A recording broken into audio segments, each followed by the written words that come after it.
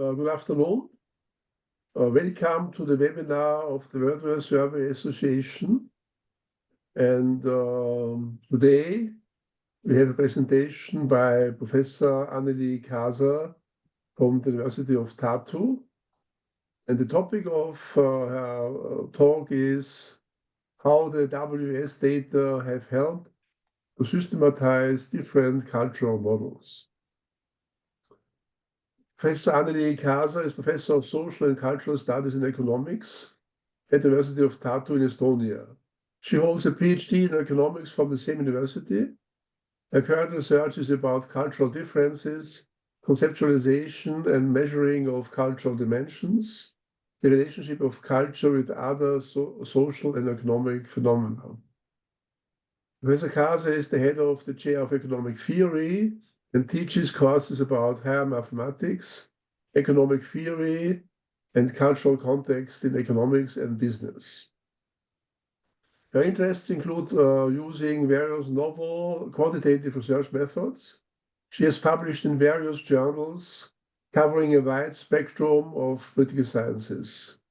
In recent years, she has published a series of articles systematizing the conceptualization and measurement of culture in the Journal of Cross-Cultural Psychology and Cross-Cultural Research.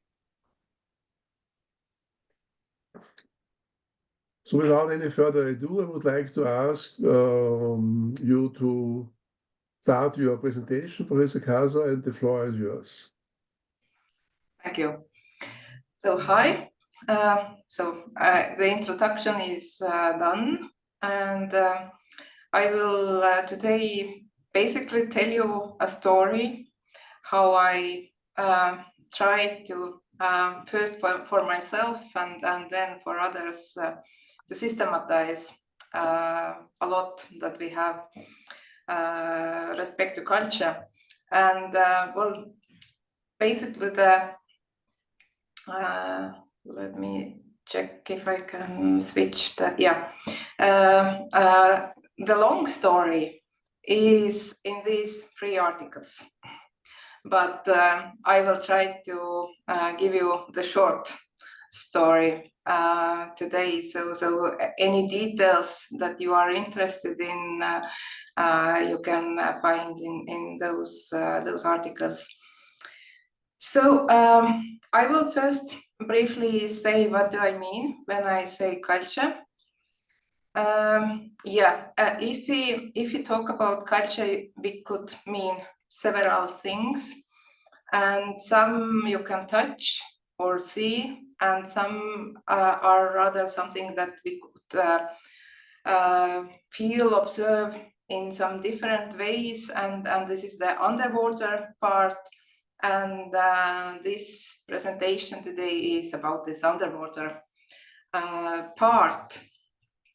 And here are also some definitions. So basically, the common element in those definitions is that it's about values, beliefs, attitudes, norms, different elements of culture that distinguishes one group of people from another, and this group often is a country. And we could say in a way that, well, a very common method how to measure culture is to use some cultural dimensions. And what do we mean when we say cultural dimension? It's basically that we try to group those elements of culture together in the sense that those that act similarly across countries, those are grouped together, and those groups are then called dimensions. So basically, we could say that every country is a point in a multidimensional space of culture. And of course, the trouble is that there is huge amount of cultural models, a huge amount of dimensions. So every model has several dimensions. We can see that in 2009, it was counted over 100 different sets of dimensions offered in literature. Probably now at the moment we have even more, but we can't reasonably assume that they are all about very different things. So my hypothesis was that that maybe they all are capturing similar aspects.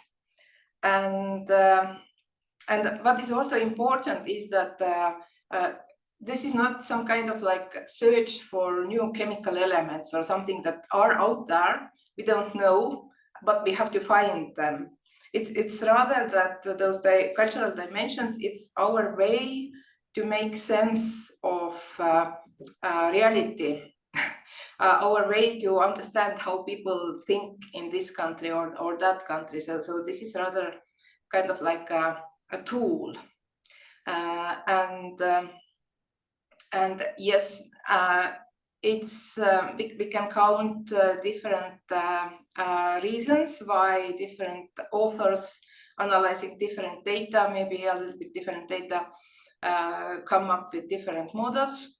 But still, my question was, is it possible to merge all of them into one system?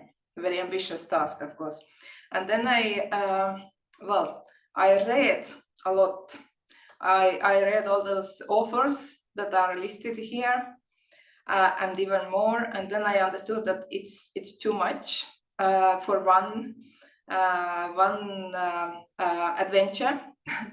And then I decided to focus on Hofstede, Schwartz, and Inglehart, that are, for me at least, the most well-known cultural models from that time period.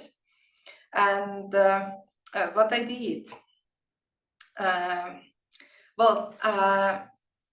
my aim was not to be empirical at that moment, but rather it was at that moment rather about theoretical view. And what I also wanted to do, I wanted to look at all those models as one whole. So it's about the set of dimensions. It's about another set of dimensions, not about single dimensions. And the keywords came from, it was basically based on theoretical descriptions of those authors. So I just read how they explained their dimensions. And this, it being about the whole set, it's basically this, that, well, we assume that all those models, Hofstede, there is a mistake in Hofstede, sorry, Schwartz, they have here 4 dimensions. Inglehart has 2 dimensions, and we assume that those dimensions cover like the whole space of imaginable space of cultural elements.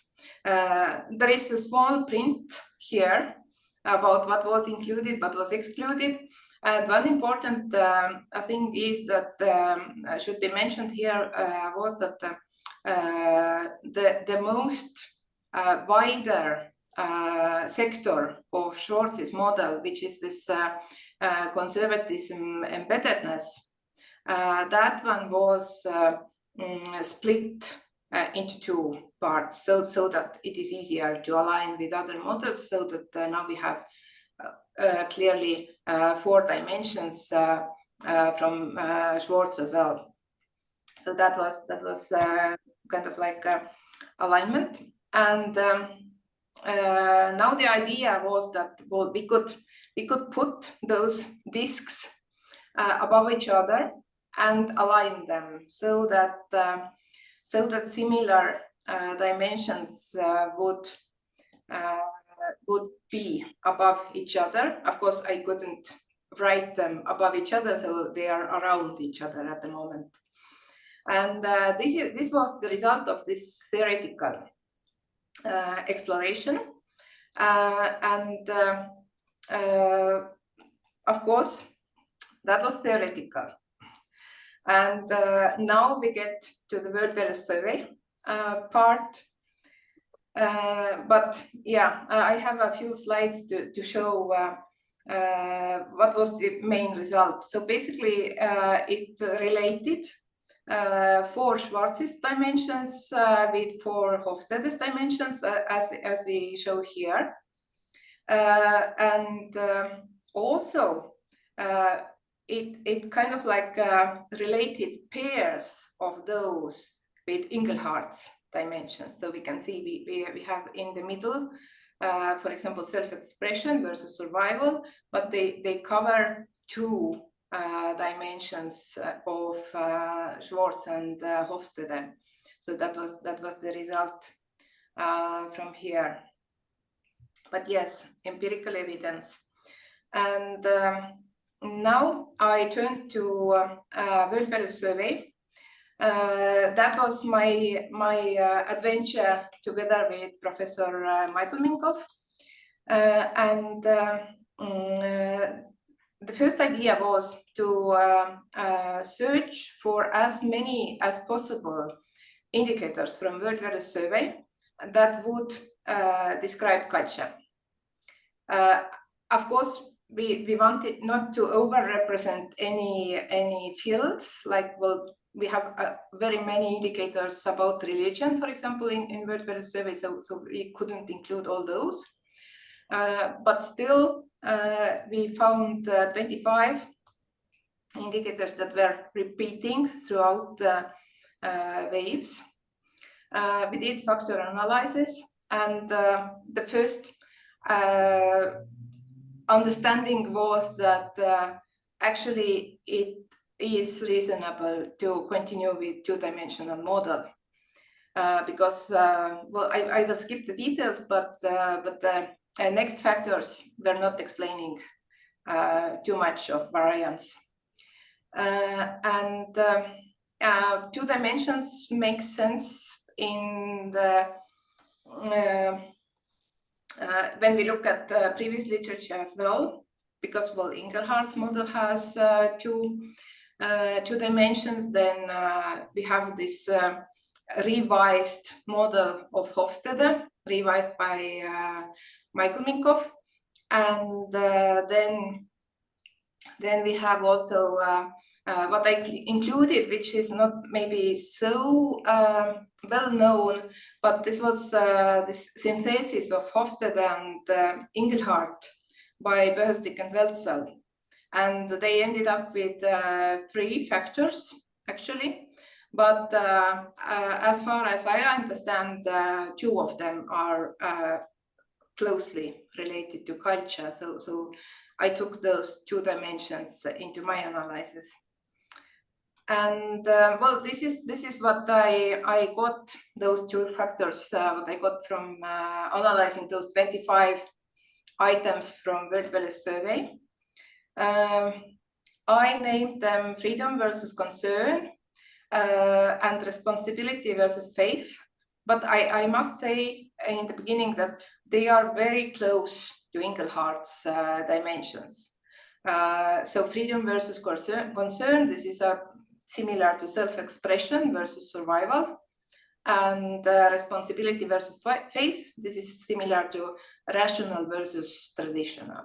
So we can see later also that they are very similar.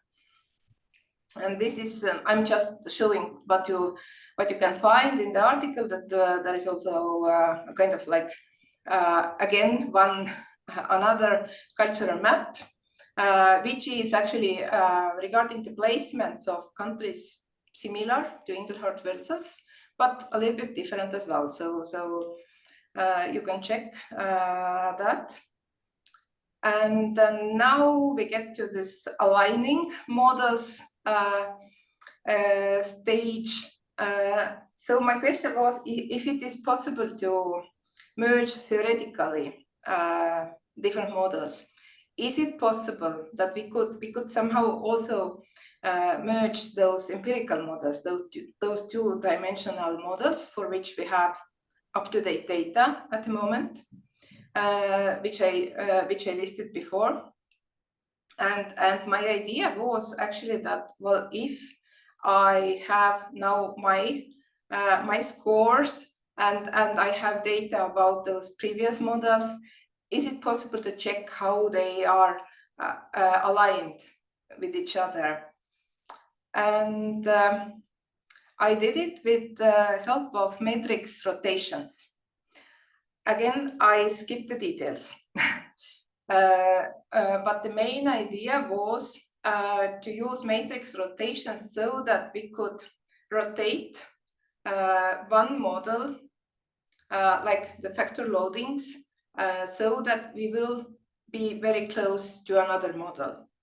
And the question was, what is the angle? What is the degree? How many degrees we have to rotate so that we arrive to the next model? And what is important here was that that was again about the whole set. Like we didn't search for the best fit for one dimension, but for two dimensions at the same time. And results was like this. So what do we have here? We have 25 items that I mentioned before, placed based on factor loadings on the circumplex. So it really doesn't matter whether we use multidimensional scaling or factor analysis, we are able to produce similar kind of figures. And based on those 25 items, we have now the rotations of those models. And we have two axes for each dimension in Minkov's set, because it was based on data from two different sources. So there is a slight difference, but the main idea is the same. What we can see, this is what I said, that those factors that I found, they are very similar to Inglehart factors. So that was just 5-degree difference in angle. And then we have individualism versus collectivism from different models. We have them close, but they are not in the same on the same angle. So what we can see that individualism by Minkov is more related to this self-expression versus survival idea, and individualism, collectivism that came out from Hofstede's analysis, that is rather close to this secular rational versus traditional. Then also we can see that flexibility monumentalism, another dimension in Minkov's model, this is rather close to secular rational versus traditional. And this duty joy, this is from Hofstede-Welzel, this is rather close to the self-expression versus survival. So this kind of like gives us hints, but what is the difference between those models and what is the similarity? What I want to stress here is that we can't say that there is some most correct placement of axes. At the moment, we can't say that, I would say, because when we check, for example, correlations, you can check the article, you can see the different correlations with different social, economic, political phenomena, and we can see that different dimensions from different models, they actually explain in differently well those different phenomena. So sometimes it is useful to use some dimension from Welzel, for example. Sometimes it is useful to take something from Minkov's model. So it is, at the moment, I would say we should try all of them. And now how it compares to the theoretical system, we have one common element.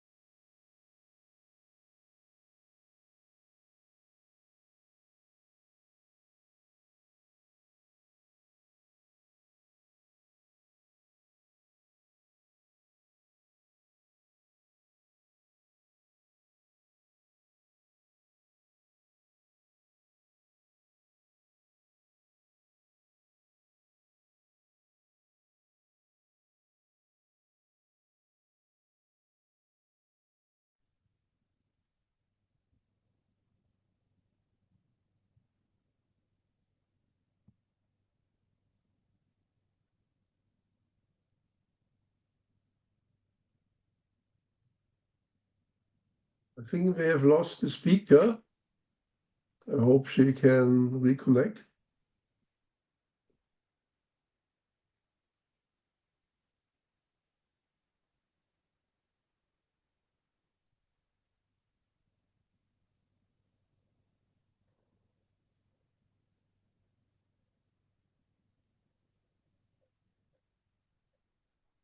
At the moment, I cannot see the speaker.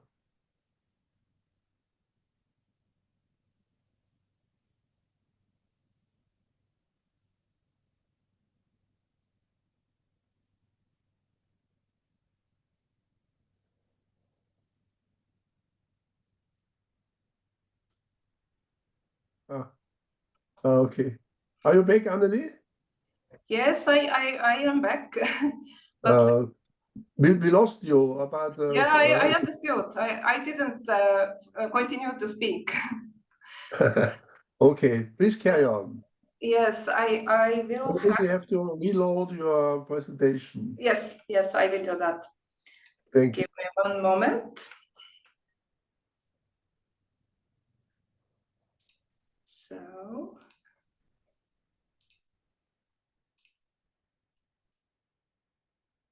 So you should have it now. Yes, it's back. Thank you. Okay, so let me also check. Yeah, okay. So I was stopped at the moment when I was going to say that, well, this slide on the right doesn't include Schwartz as in empirical sense. So that was my next aim, to understand something about Schwartz as well. So what do we have? What do we know about Schwartz's model? We know that when he initially hypothesized his model, he actually also talked about 2 dimensions. And those are those that are kind of like circled here. We know he hypnotized because he had only, well, similar kind of questions, only about values. He used multidimensional scaling versus factor analysis that was used by Inglehart and Hofstede. And also, what do we have in public? We have scores for dimensions, or value orientations, as he calls them.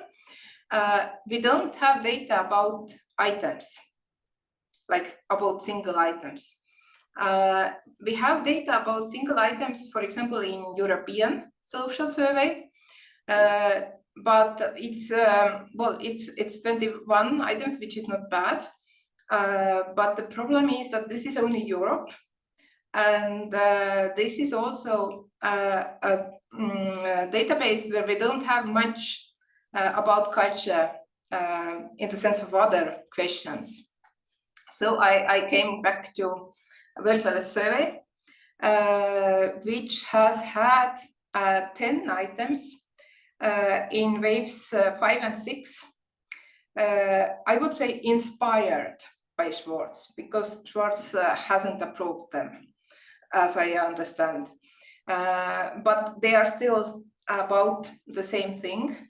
And now I already had those 25 items from Welzel's survey that I had used in the previous study. And so what I did, this is kind of like what I did in this last exploration that we did with Chris Welzel.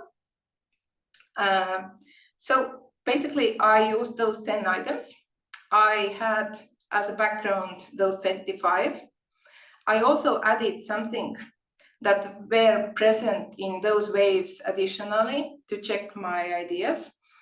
And what we have here in the right upper corner is to show how those 10 items as keywords, how they cover the circumplex of Schwartz. So they cover pretty well all those different parts of the circumplex, but of course 10 is not much. This is very true. So used the same method, Schwartz, but of course reviewers wanted to have something additionally, so we had factor analysis as well. And the results. So this is now a little bit different way how to present.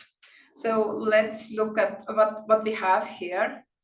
We have those 25 items, again, placed here on the circumplex, as we had before in the previous, on the previous figure. I don't have all those axes here. I only have this Inglehart-Welzel's 2 axes, and the others are shown here around the circle, so that we can understand where different different axes of different models are actually placed. And well, this is kind of like background. And now I added those Schwartz-inspired items, which are circled, so that you can easily find where they are. You will see this again, but if we would put only those 10 Schwartz items into the analysis, then this is what we would get. Well, the placement is similar as in previous figure, but now we could say that, yeah, well, this is about autonomy, this is about conservative embeddedness, being rich, yeah, recognized, well, this is about mastery, hierarchy, egalitarianism here, maybe harmony makes sense, or it doesn't. Because if we come back to this figure, we can see something a little bit different. So let's dive in. So yes, we have those items that would be related to autonomy. They are here where we would expect them to be. And well, those traditions behaving properly, this is also somewhere related to conservatism, embeddedness. This is very much as expected. And then we have being rich and being successful, close to survival values, which makes sense that, well, if you if you are on the lower levels of Maslow's pyramid, then this is what you value. You value that you survive. So you will value money and you will value success. And also one reason why we would have success and recognized here, which is close to embeddedness, I would say this is because this is two-part question. This is being very successful, plus people recognize my achievements. So this is recognizing this is very much about relationships, and this is what embeddedness is about. And I just this is just a reminder here in the lower left corner that when Schwartz hypothesized his dimensions, he also said that, well, harmony is kind of like fitting into the world as it is. So this is kind of like about conformity, about, well, being comfortable, having enough money, having security, something like that. So on the opposite side, we have help, care about others, care about the environment, and for me it makes sense where they are placed, in the sense that, well, if you have already your basic needs satisfied, then you worry about self-expression, also taking some action, maybe taking some initiative, and you can allow to care about others, to care about the environment. And it might also be something like, well, I can afford now to be daring, to be kind of like standing for others. And yeah, this is just to show that we checked some additional items using initiative, for example, next to help and care, achieve something. So we just wanted to make sure that this sector really is about mastery. And we can also see that some other indicators related to job security, good pay, they also were placed close to this being rich and, well, being comfortable sector. And now I would like to go back to Schwartz's circumplex, and let's check 4 sectors one by one. So this is about mastery, and what we can see here, that there are some keywords that are really related to achievement, courage, self-expression, and then there are some those blue ones that might be actually understood in 2 different ways, I would say. I would say that success, for example, it might be related to self-realization, but success might be also understood in a materialist sense. And well, probably what WVS survey respondents have thought is rather related to something materialist. And this is why it actually, those blue ones, they actually were placed on the opposite. And then here again, Schwartz had being humble and valuing wealth, and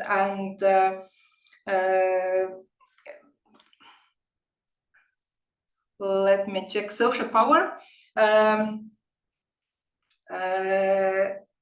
one sector, but actually they might be about different things. So being humble maybe is about acceptance of ascribed roles, but power and wealth, they might be indeed about rather survival.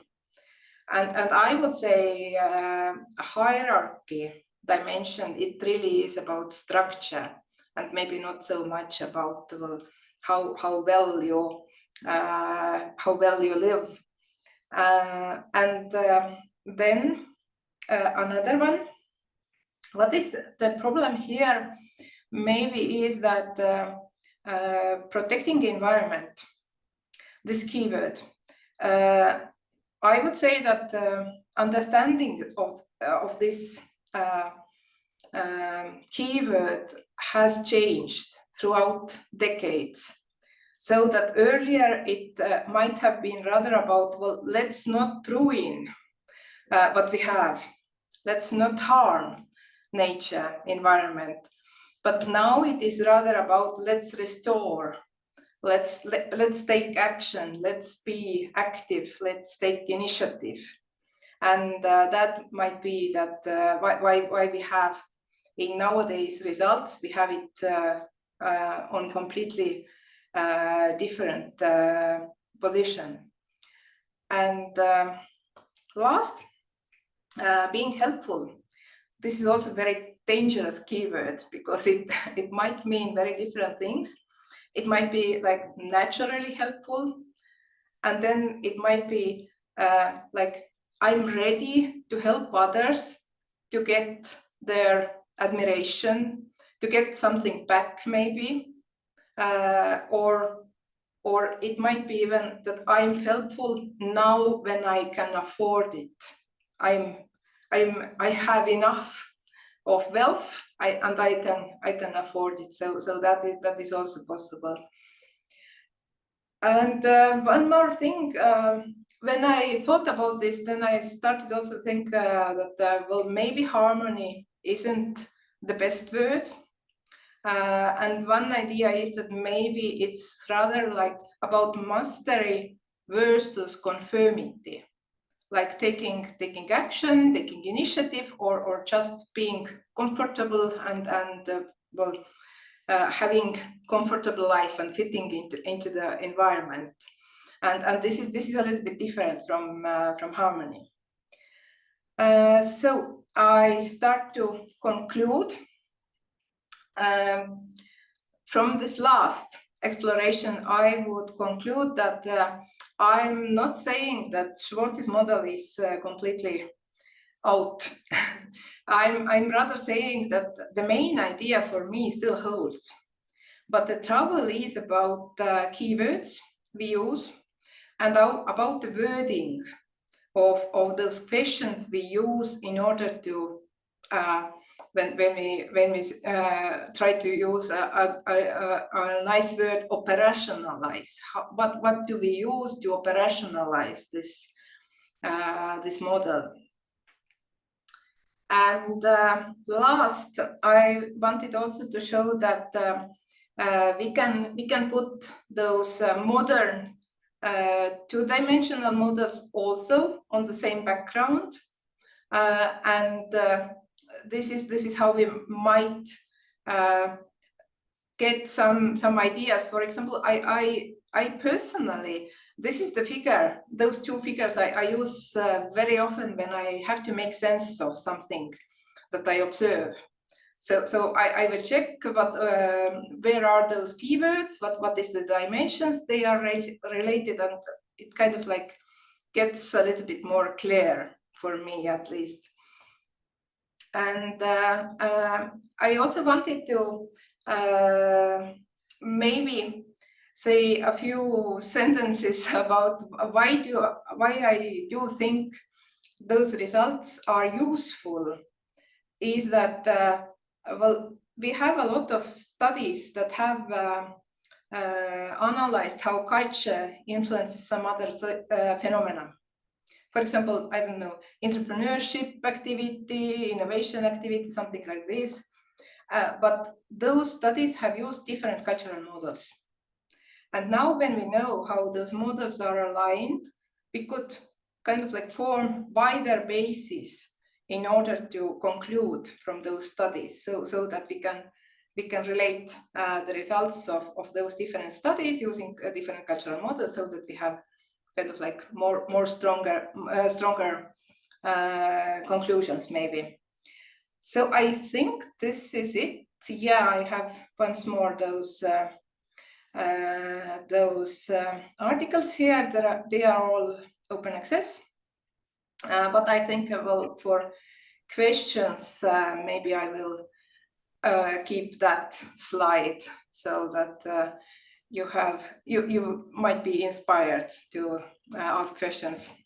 But thank you for listening, and I'm ready for questions.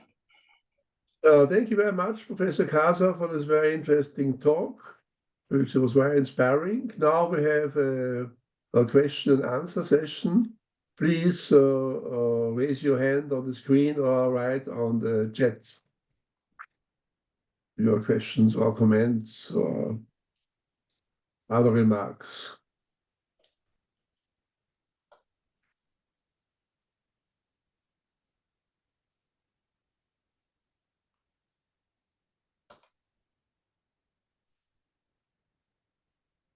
I have to say, I do not see chat at the moment, so if there is some question, maybe you could read it. No, at the moment there is no question in chat. Okay.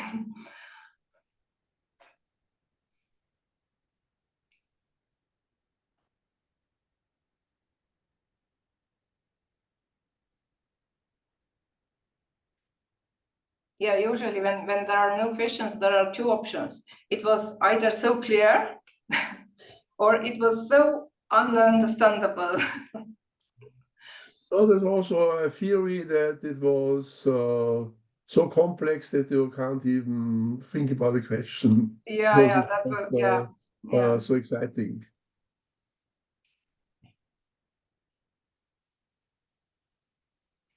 So in the chat, people are thanking you and saying it's very interesting.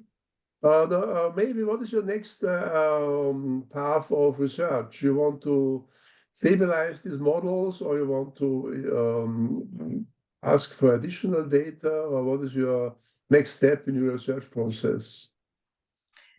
Good question. I could give at least 3 different answers.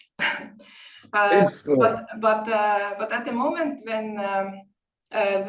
well, considering that this is World Value Survey webinar, yes. I would say that my dream would be that we could add some questions into World Value Survey so that we could have a very wide basis, because, well, considering all those countries that we have in World Value Survey, but in order to cover maybe those aspects that are not covered enough in this, well, for example, if you check this circumplex here, we can see that there is empty space here and empty space here. So this diagonal from lower right part to the upper left, this is covered less, for example, with the questions, and I would say this is a little bit of a problem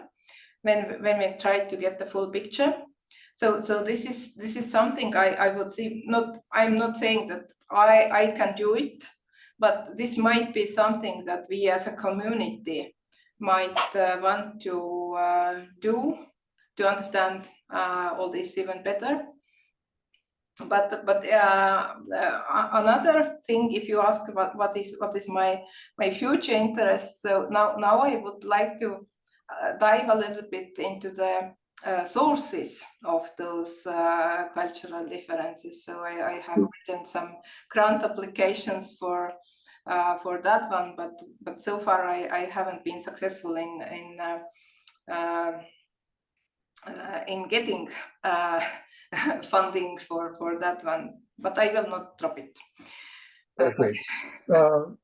My proposal would be that the vice president of the Value Survey, Welzel, wrote together with you maybe for the next wave. You are starting to think about the battery, which is interesting for you and for Chris, and then propose it to the next round of the Value Survey. Yeah, well, if you say so, then maybe yes.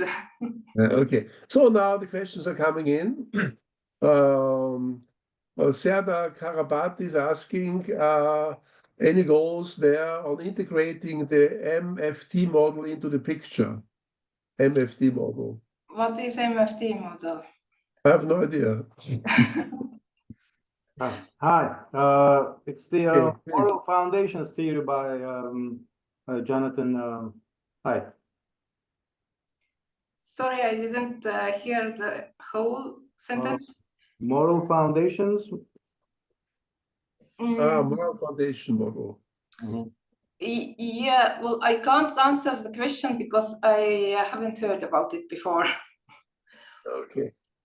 Okay, then we have a question from Katharina Hauptmann. Thank you for your insightful presentation. When analyzing cultural differences in fields such as organizational studies, what would you recommend to consider in terms of choosing a suitable cultural model on which to base such analysis?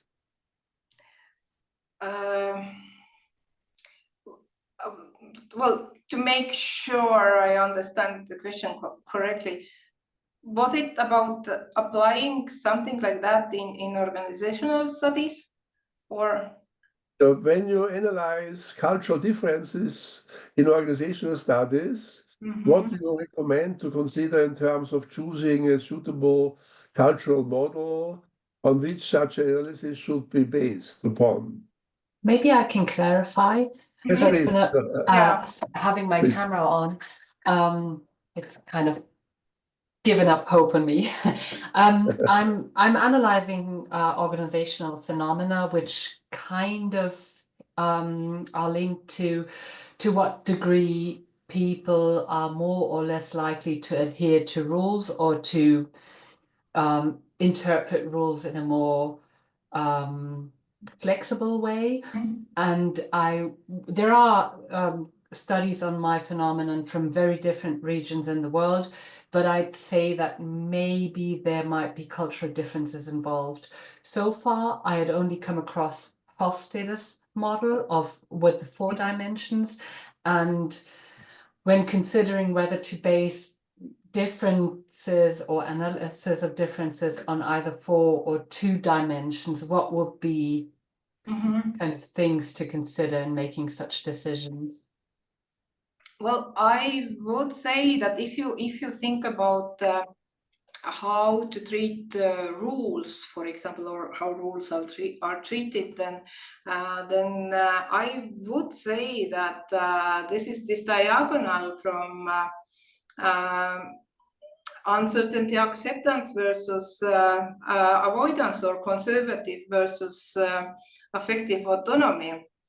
So this is basically this diagonal, I would say, or this is the similar thing in cultural analysis.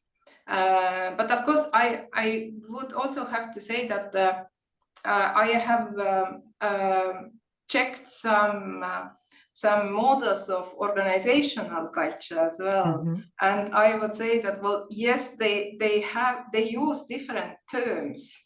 When you check those figures, they use a little bit different terms, but it is still about those same two dimensions for me. So I would even be possible to see my cultural model in organizational culture model as well. I'll definitely look into this, and I think there is a lot to be said for uncertainty avoidance, but also for things like power distance, right? I mean, it depends on who makes the rules and how far am I inclined to accept the power that comes with a specific hierarchy. So there's probably still a bit of thinking involved in that, but yes, thank you for your insight. Thank you. There's a question from the principal investigator of Canada, Professor Guy Lachapelle. He's asking you, is the European culture versus national culture among European countries moving in the same direction? So what is the, if you consider national culture versus European culture, is this relationship between these 2 types of cultures in many European countries similar, have the same pattern or different patterns, different directions? I would say that in Europe it is pretty much moving in the same direction. If we limit it to the narrower definition of Europe. So because if you say that, well, I don't know, Azerbaijan, for example, if you treat that one as Europe as well, then it is much more complicated, or Turkey, or those countries who participate in Eurovision contest, then it is much more complicated. But if you think about Europe in the narrower sense, I would say they are all proceeding in quite similar manner, yes.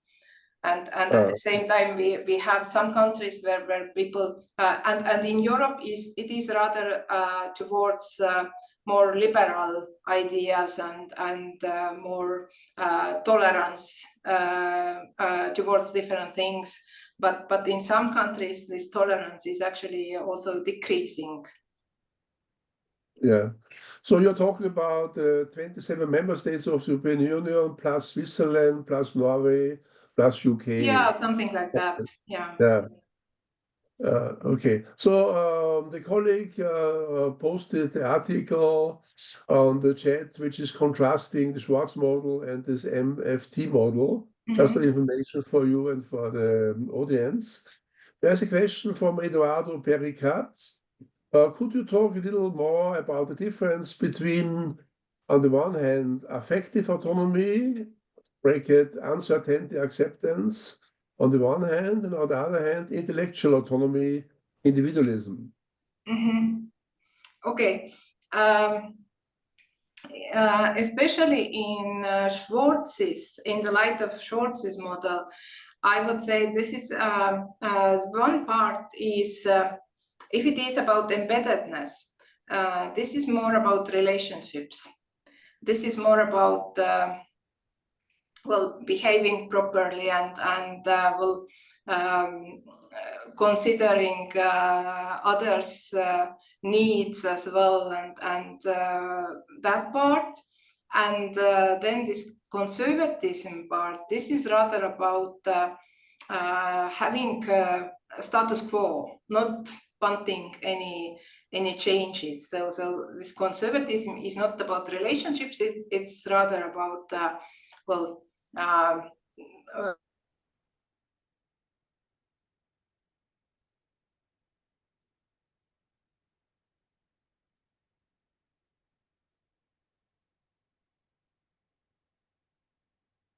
So we have lost Anneli again.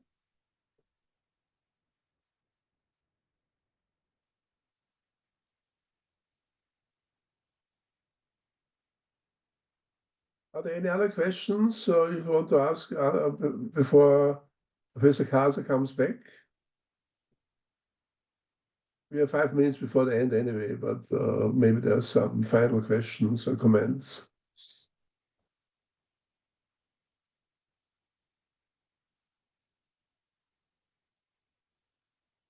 Oh, great.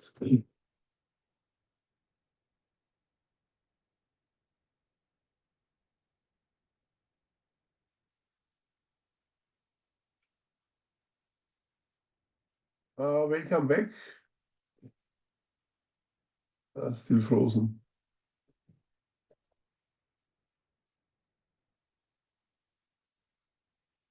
Are you back, Anneli?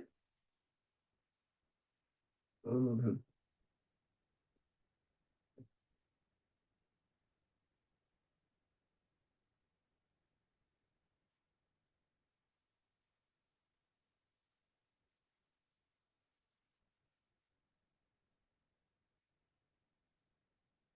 But if you are on video, you can give me also a hand signal and talk yourself.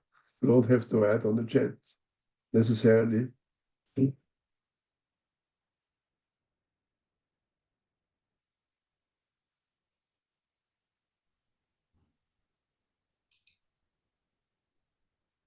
You're moving, Anneli. I think you're back.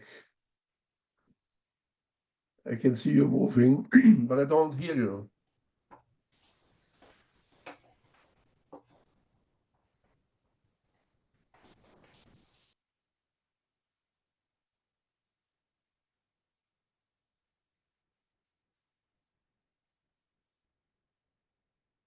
Well, we have 5 minutes left. We hope that Professor Kaasa comes back before that.